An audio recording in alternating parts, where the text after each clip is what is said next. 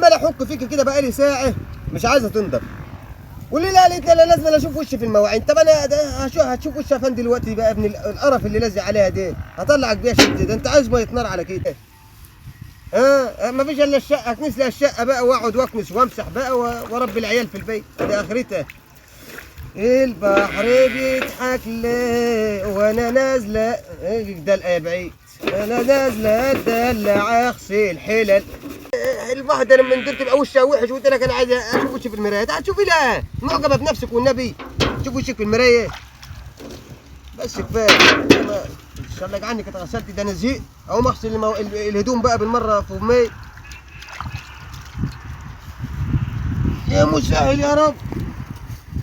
واحد عايز يغور يمشي مش عارف فيها عاملين لي سحر يلزق مكاني تاني. الطشطيه كمان مش عارف امشي برجلي. الطشطيه ما اتغسلتش.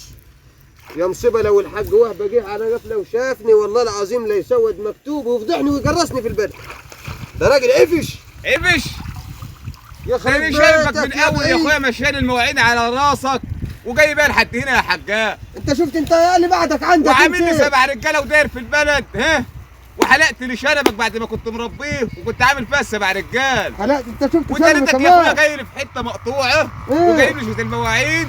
يا اخي حرام عليك وطي صوتك. الناس حوالينا. ده انا صورتك بالتليفون يا حجاج. ده انا هجرسك في البلد. ده فرصه وجات. استنى بس علي يا راجل اصبر بالراحه بالله علي. مش كده استر علي ربنا. انا اللي مجنني يا حجاج ان انت داير في البلد عامل نفسك ال7 رجال. يا عم ابوس على ايدك ما حدش يعرف حاجه. يا راجل بقى في راجل في الدنيا يعمل اللي انت بتعمله ده. في راجل يغسل المواعين وراح تقول له لو اتجوزت الثاني اغسل لها الهدوم ولو اتجوزت الثالث اغسل. انت قاعد من ده انا كله ده قاعد من الصبح. انت من ساعه ده انا اصلا انت ما تعرفش حاجه يا حجاج.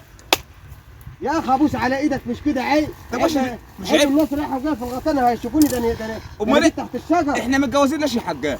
متجوزين ليه؟ عشان نريح عشان نيجي نغسل المواعين. ما الظروف بقى. فاضي انت للكلام الفاضي ده كله. يا عمي اسمع كلام ابوس على ايدك.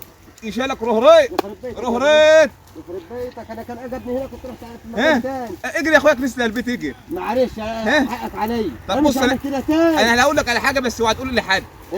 انا اصلا طلعت فوق الشجره ومش عارف انزل والله العظيم. وكنت محتاج حد ينزلني. والله نزلني وانا ما اقولش لحد. لا ده انت راجل كذاب بقى وهتروح تصيد في البلد. والله ما هقول لحد بالله عليك نزلني. والله ما عارف من ساعه ما هقول.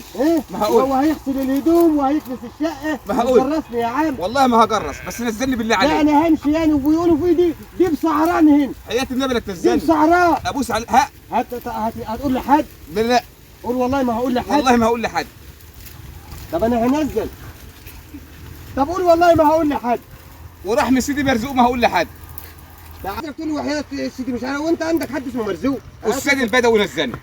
طب تعال. طب هو مين سيد بدوي ده؟ يا عم ده في طنطا. تعال. طب استنى عشان ما تقعش. يخرب بيتك اتزنقت والله صح. يجيك قطم رقبتك هتقطم رقبتك. انزل كي الجلابيه يحرق يا اخي. قطمت وسط الله يسامحك. انت عايزني امشي لحد؟ انت بعد ما هنزلتك وعملت معاك كل ده انت عايزني امشي لحد؟ هتعمل ايه؟ انا هاخد الطش ده. يا جدع ده مكتوب في القايمه. يخرب بيتك هجيبه منين؟ يخرب بيتك ما هي الوليه كانت بعتها لي نشوف حاجه اغسل فيها المواعين. يا جدع استنى خد. سلام عليكم.